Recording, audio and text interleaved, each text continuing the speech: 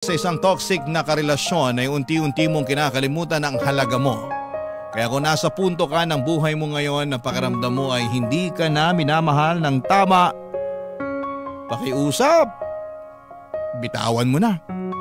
Ang pagmamahal ay hindi nasusukat sa tagal kundi sa tibay po ng respeto, katapatan at pag-aalaga at syempre ng pagmamahal.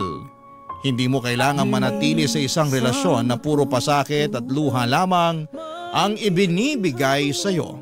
Dahil ang tunay na pagmamahal ay hindi ka winawasak, inaangat ka at pinoprotektahan ka dapat at pinaparamdam sa iyong sapat ka.